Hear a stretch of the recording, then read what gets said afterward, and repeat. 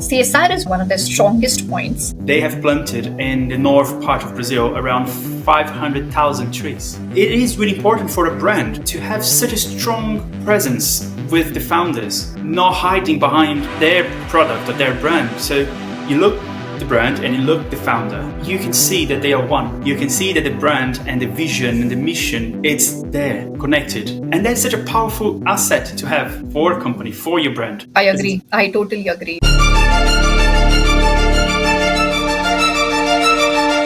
Hello everyone. Welcome to another episode of JSTM Marketing Season 2, where we analyze a brand, an advert. I am Prachi and I have Andre here with me. Andre is a marketing strategy consultant and I'm a luxury consultant. And today we are going to talk about a very unusual brand, but a brand that has been going crazy and taking over digital space like anything. It's called Caudalie. So, Andre, have you heard of Caudalie? I think when we talked about, we wanted to do this episode for the podcast. What did you think of it? Like when you did the research and everything, what went behind? Right. So, no, never heard about Caudalie before. It was the first time when you mentioned on the briefing strategy meeting, and then I decided to obviously research about it. But so basically for me, Prachi, it was mainly two things that stand out when I was doing my research. So the first one is how clear it is to understand the pillars of what the brand is built upon. So for me, it was clear what the founders wanted to put out there. And the second one is obviously the CSR inspirations or CSR initiatives. I think CSR is one of their strongest points. And one thing is the CSR is showcased through their branding and through their social media, and it's showcased quite strongly. For people who don't know what Caudalie is a skincare brand, and it's fairly new. I think it's a long back, but right now it's been trending a lot. And I myself am a huge Caudalie fan and a detox mask user. So I won't recommend any other product than that detox green mask that this brand does. I'm a huge fan of that mask because girls have this very off thing about their pores, and Caudalie is one brand that's targeting that really well. Coming back to CSR, they actually grow a lot of plants. The founders themselves, have been a part of a huge winery, and they have been part of the harvests. They have been part of how to ethically source all the products, the testing that goes on, the behind every skincare product. What is the need recognition? How does it go on? Saved. I think their most important CSR activity is building plants, and they're thinking of going carbon-free footprint as well. They're trying to do that as well. So I think, these two are the CSR activities. Yeah, it is interesting. The reason I decided to start with that question for you, Praj, is because they do a lot of work in Brazil. Oh! So they spend a lot of time and effort and money helping to plant trees in Brazil. Wow. And that's why it kind of had a special place for me when I researched about the brand. Obviously, I'm from Brazil. Right. So obviously that would touch like me personally. So I have some numbers here, and I'm not going to go too much into that, but they, since 2012, they have planted in the north part of Brazil around 500,000 trees. So whoa. It is, and they are present in different areas in Brazil as well. So it's not just north. They have different initiatives in different cities, different parts of Brazil, and mainly helping to grow trees and reforest and help to give it back to the world, to Earth, right?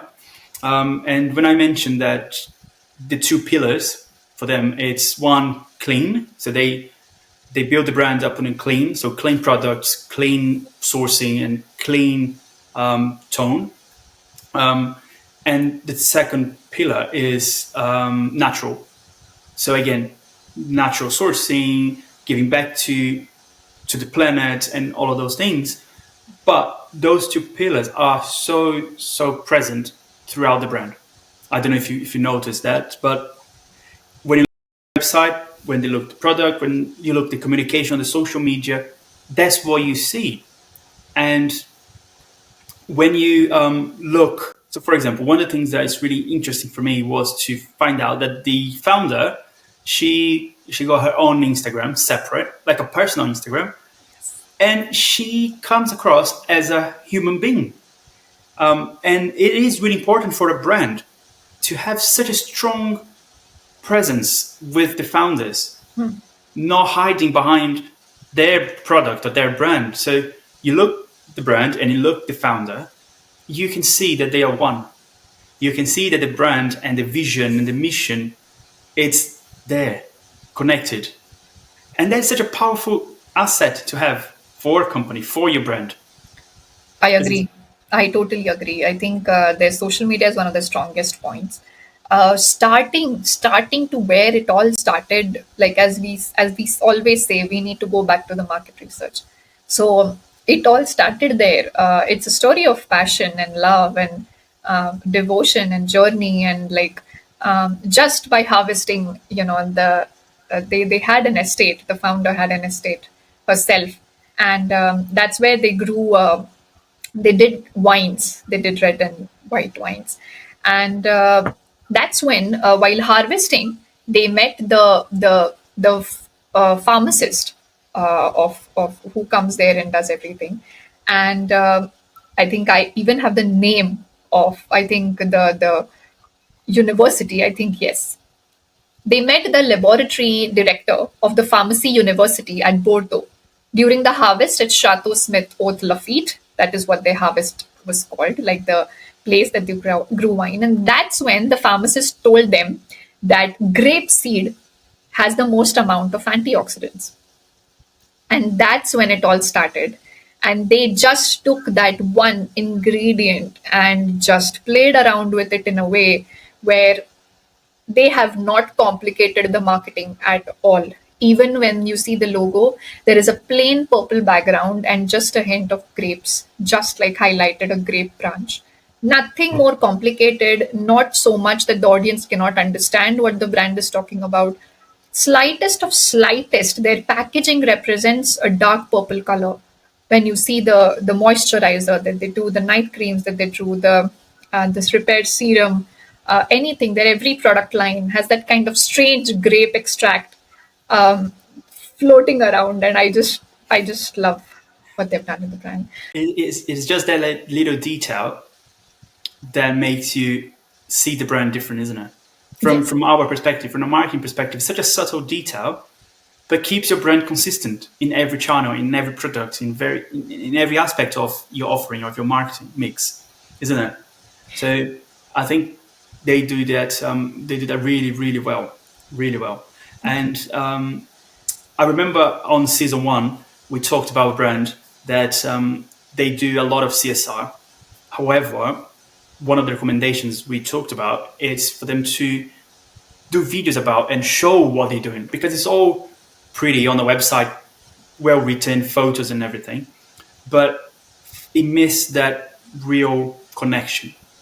And I think this brand, they do really well. Caudalie do really well, because when you navigate on the CSR side of the website, you have a beautiful video there with the owners talking about, and that comes across so natural and humane that you instant connect with them, and you feel that you can trust them, and then you can trust the brand. There's no doubt. There's no doubt that they are actually working and doing CSR for real. It's not just to be pretty on the website. So again, that just show the importance of show your work, put in a video, put real words, be real, not just read a copy. And I became a huge fan of, and I'm biased, I'm not gonna lie, because of the amount of work they do in Brazil. They do in Brazil. But Andre, you should try their product because it's not just for women. Right. Yes, they do. They do. You can use the product. Like there are very well-known products like we know Repair Serum, the white one that comes along. Simple detox mask. If we talk about, there is a product that, like, it's an elixir where it's like a face mist which you wear in summers and which has that subtlety of all their ingredients that they do. So I want to highlight that it's not just for women. Men have used it and men have achieved great results. I That's interesting. myself, sorry? No, I was going to say it's interesting that you say that because I that's one of the things I've put it down. I found it really kind of confusing to identify on their website Yeah, if the product is unisex, male or female, or so for me as a male, and I couldn't identify if that product was for me or not. got So it. that's one of the things I would definitely. There are a few things on the website that I think they need to improve. So one of them is that make it clear that it's for everybody. Yeah, If not, be specific. And another little detail is the copy on the website. You're targeting UK consumers, and I noticed that in some parts of the website, it's some words are written with American English spelling. So interesting. it is just a detail, right? Yeah, But if you're a UK consumer like we are, it makes that little change. So, oh, okay. So is it just copy for everybody? Is really for me in the UK? So just if I was part of the marketing team there, I would tell them, hey guys, let's have an audit on our website. Let's have a check if the copy is through the UK consumers, if it reflects the market that we want to target. very interesting point, Andre, because it's just showcased through like a copy is a very interesting thing and a very little detailed thing. And as you said, it's not clear through website that whether the product is for men's, but they do showcase it through social media, but not that strongly as they do it for women. Because one of the factors of social media is again using extremely high quality images showing their journey, always targeting something with purple and green grapes, purple packaging, something on that front. Every picture they tell has a story, but it's again somehow not clear that it is for men as well. So I think they can focus on that. A very interesting fact, Andre, I was reading about, because I couldn't understand the meaning of the word Caudalie. Mhm. So I just looked it up, and it says that duration of the aromatic persistence of a wine on a palate. Oh, wow. That's Wow. Caudalie. Yeah, and one Caudalie is equal to 1 second.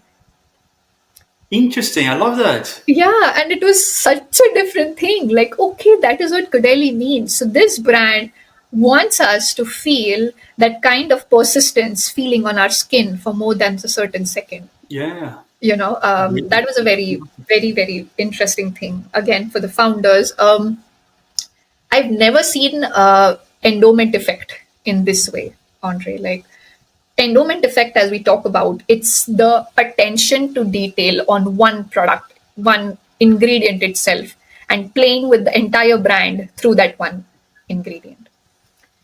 So that is a very, very strong effect. Choice architecture for the social media is amazing. We talked about CSR. So there was this theory, Andre, that we learned, which says it's cognition plus affection plus conation.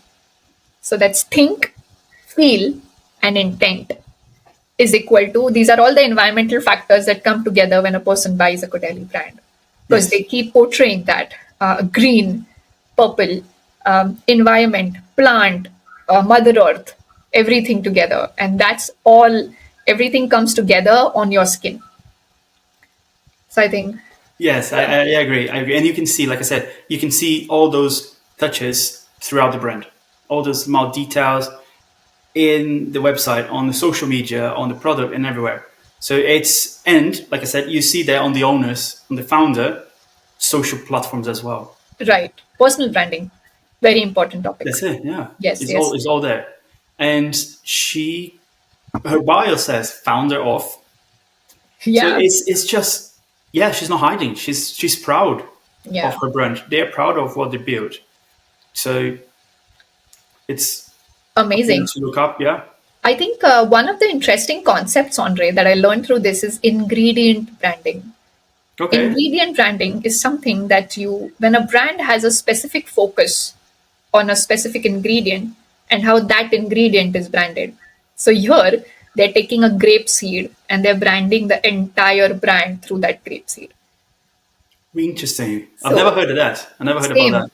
I didn't hear it as well, but when I looked at this, and now many brands are trying to follow this concept of ingredient branding. So this is what I think marketers have so much to learn. Like when you put out your values, you have to put them across in a way that you're proud of those values and you're not going to back off from them. Your social media needs to be of very high quality images. Influential marketing is the next trend here. So, micro, nano, every influencer that you take and you offer a certain gifts to them with limited availability or limited editions, they do turn out to be Yeah. good because there are little products like there are minis, but when you give that as a free gift to someone, then we have studied biobehavior. We know the power of free. Yes. Yes. Everyone, it's everyone is impacted by it. For And sure. it changes your mind. It changes your perception, and it makes you try something that you probably wouldn't otherwise. That's nice. So Andre, I think I'm gonna book an appointment for both of us as at one of the Caudalie spas in Let's London. do it. It's in Islington, and I'm not gonna let it go. I would love that. I would love that. I've never done a spa day before. Oh wow! Then we have to go for Caudalie because they use their products and they use all these that they're those like capturing of five senses through that spa. So they're very limited branches, and we are lucky that we have one in London. Yeah, So it's true. Yeah. Awesome. Let's do it. Let's do it. great. Um, so, so obviously we talked about the brand. We talked about some recommendations for them, some theories. We talked about especially the CSR part and the human side of the brand. Prachi, could you give me some strengths and weaknesses for the brand? Yes, strength is again one ingredient branding is the strength, but at the same time, that is a weakness. Just focusing on one ingredient is also a weakness. Sorry, going back to the strength part, I think branding and communications is one of their utmost strength. Personal branding of founder is one of their strength. Yeah. Not having too many products, like they don't have like too much of products. They have specific products, but they're really good. So that is what they're targeting, and that is again one of their strengths. CSR, cannot forget, is one of their strength point. Weakness again, as we said, that there are a few things that they can take into account. For example, being more clear about this product is also for male and not just female. That will get them more attention. Having one ingredient is again one of the weak points. Yeah. Can you help me with some opportunities and threats, Andre? Yeah, sure. So I think like we talked about this already. Some opportunities to expand the product range without too much and be more clear about male products. Right. So there's a market there. There is. And threats, competition, because skincare, it's growing and growing and growing. More people are aware that you need to look after your skin, and there's more competition. Influencers can be a threat because those online gurus, they're going to say this is good, that's good, and they actually don't know what they're talking about. So that could be a threat. That could be something that the brand needs to be aware of because that could drive customers away. And yeah, I mean, it's such an incredible brand, especially for, like I said, the CSR actions. I'm in love with the I brand. think, yeah, I agree. And they don't shy away from it. Even just to go for like a number, Andre, their global net sales in 2023 was $43.5 million. Oh, that's a lot. Wow. Yeah. And it's a relative new company, isn't it? It was founded in 1995, I think. Yeah, it is not that old. No. I don't think it is that old, but they're staying. I think there's a nice journey that they have come across, and it's shown really beautiful on their website. even though their net sales are primarily in France, Italy, and USA, um, like they can expand and how. Yeah, yeah. So I think we should wrap this up and go to our spa day. Yes, and we're going to have spa. I'd love to. Thank you so much, everyone, for watching this episode. We hope that you enjoyed. Don't forget to hit that subscribe button so you'll get notified when we have the next episode live. Please leave any comment if you have any questions.